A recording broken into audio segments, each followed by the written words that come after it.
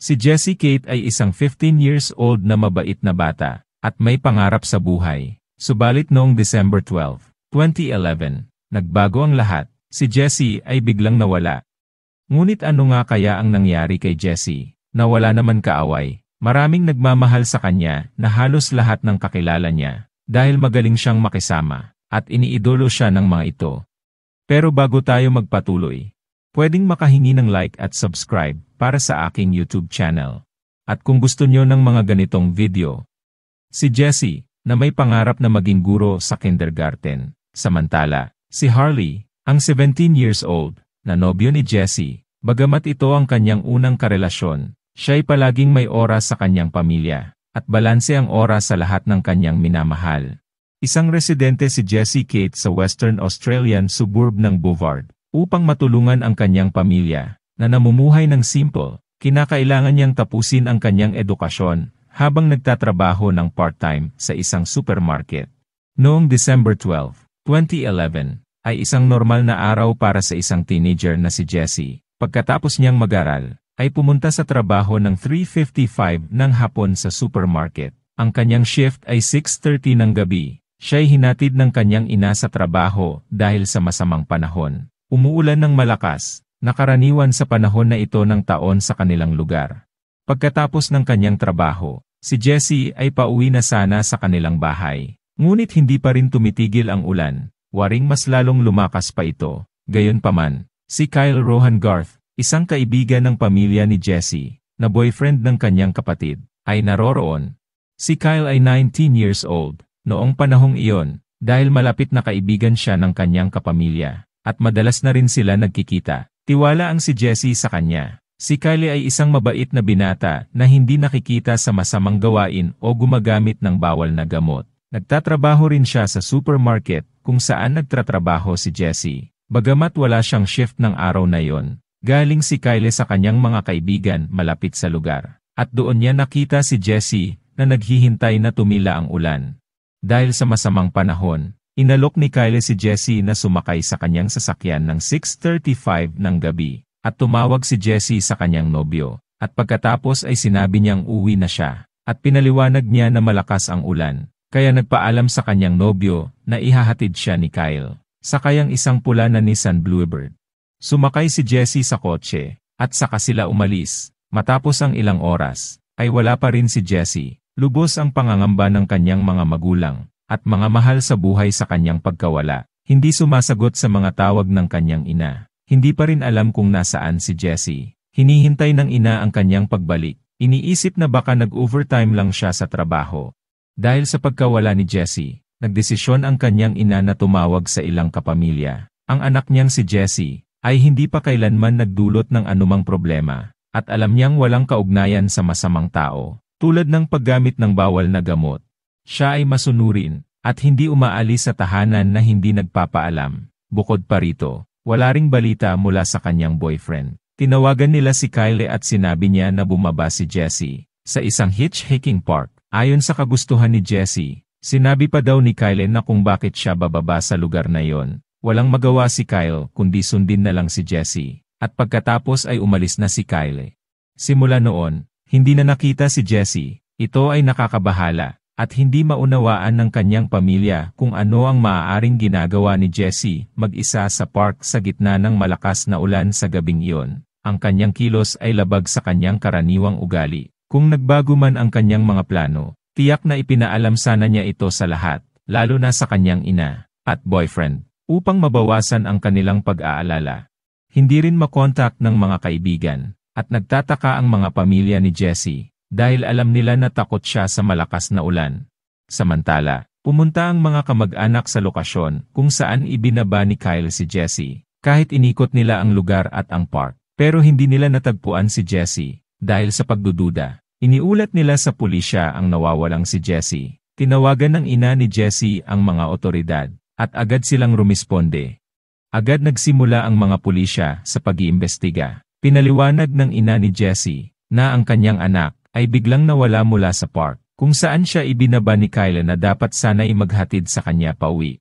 Nang tawagan ng pulisya ang boyfriend, inulit niya ang kanyang naunang kwento, at sinabing wala siyang alam kung saan si Jessie. At hindi niya napansin ang anumang kakaibang kilos ng kanyang girlfriend. Lahat ng posibleng nakakaalam kung saan nagpunta si Jessie ay tinanong ng mga pulisya. Ang mga kasamahan sa trabaho ay nagsabing nakita nila si Jessie na kasama ang isang lalaki. Ngunit hindi nila ito ma-identify dahil sa malakas na ulan. Ayon sa mga saksi sa kalsada, huli siyang nakitang kasama ang isang binatilyo na maputi ang kutis. May taas na mga 160 cm, may katamtamang pangangatawan, at may buhok na kulay itim na abot hanggang balikat. Samantalang si Jessie ay may suot na itim na slacks, itim na t-shirt, at may leopard print na bag. Ang lahat ng impormasyon ay tumutugma sa kwento kay Kyle Garth, ang pangunahing suspect dahil siya ang huling nakasama ni Jessie bago ito mawala. Nang ipatawag ang lalaki para sa pag-iimbestiga, nagulat siya nang malaman na siya ang suspect sa kaso. Gayunpaman, nanatili siyang kalmado at nagsabi sa mga investigador na wala siyang kinalaman sa pagkawala kay Jessie. Itinanggi ni Kyle ang lahat ng paratang sa kanya, at wala siyang alam kung nasaan ang nawawalang dalaga. Ngunit alam ng pulisya na nagsisinungaling si Kyle. Mukha man siyang kalmado, may mga senyales ng pagkabalisa ang kanyang kilos, at may malalim na gasgas sa kanyang mukha na hindi niya maipaliwanag. Hindi niya masabi kung paano o ano ang nagdulot ng gasgas habang nagtatrabaho sa supermarket. Kahit sinabi niyang aksidente ito, sa experience ng mga detective, na nagsasabi na may itinatago si Kyle, at alam niya kung nasaan ang nawawalang si Jessie. Matapos ang ilang oras ng pag-iimbestiga, dahil sa matinding pressure mula sa mga investigador, ay sa wakas ay umamin si Kyle. Ibinunyag niya ang kinaroroonan ni Jessie. Matapos umamin sa mga kasamaang ginawa, natagpuan ang bangkay ni Jessie malapit sa gubat, mga 10 kilometro mula sa kanilang lokal na tahanan, matapos siyang mawala ng 36 hours. Sinabi ni Kyle na gumawa siya ng isang maliit na libingan, at nilagyan ito ng lupa, tuyong dahon, at mga sanga upang itago ang kanyang ginawang krimen. Kung hindi niya inamin ang krimen, malamang na hindi matutuklasan ang bangkay ni Jessie dahil maganda ang pagkatago. Dumalaw ang mga investigador mula sa ahensyang nagpapatupad ng batas sa lugar ng krimen na tinukoy ni Kyle, at natagpuan ang mga ebidensya. Ang insidente ay itinuturing na isang pagpatay. Ngunit mahalaga na maunawaan ang motibo sa likod ng krimen. Bagamat nawawala ang bag ng biktima, pero sa huli ay nakita nila ito, sinubukan ng suspect na itago ang bag para walang ebidensya. Bukod dito, wala ring natagpo ang ebidensyang may kinalaman sa pang-aabuso sa autopsya. Waring walang motibo sa likod ng lahat.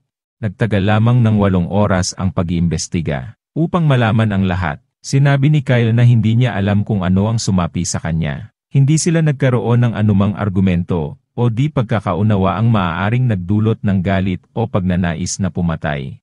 Nang itanong ng otoridad kung bakit niya nagawang patayin si Jessie, hindi makapagbigay ng paliwanag si Kyle. Sinabi niyang sa isang punto ay naramdaman niyang parang may matinding galit, kaya't naisipan niyang patayin ang biktima, at hindi na niya kontrolado ang sarili hanggang magawa niya ang krimen. Natauhan na lang siya nang matapos ang kanyang ginawa. Ngunit sinabi ni Kyle na hindi niya alam kung bakit niya ito nagawa. Ininform ang mga kamag-anak ni Jessie kung ano ang nangyari. Ito'y nagbigay daan sa isang nakakagulat na pangyayari. Dahil ang suspect ay malapit na kaibigan ng pamilya at kanyang kapatid, iniidolo at hinahangaan siya ng lahat. Ngunit ito ang kanyang kabayaran. Sa pag-usad ng kaso, nagkaroon ng malakas na sigaw at galit mula sa publiko, sa mga kapitbahay, at malapit sa kanilang bayan. Marami sa mga kakilala ni Jessie ay galit sa nangyari. Sila'y humihingi ng hustisya na nagnanais ng katarungan. Sa huli, inamin ni Kyle na hinatid niya si Jessie, at nagkaroon sila ng pagtatalo, at dahil sa masasakit na salita ni Jessie, biglang nagdilim ang paningin ni Kyle. Huminto siya, at saka sinakal sa leeg ang biktima, at lumaban si Jessie, kaya nagkaroon ng gasgas sa mukha si Kyle. Sa huli, nawala ng malay si Jessie dahil sa sakal sa leeg. Muling pinaandar ang sasakyan. Nasa upuan ng passenger seat si Jessie. Nang biglang itong umungol, iniisip niya na buhay pa pala ito at sa sobrang takot ni Kyle, kaya't huminto at ipinagpatuloy ang pagsakal kay Jessie.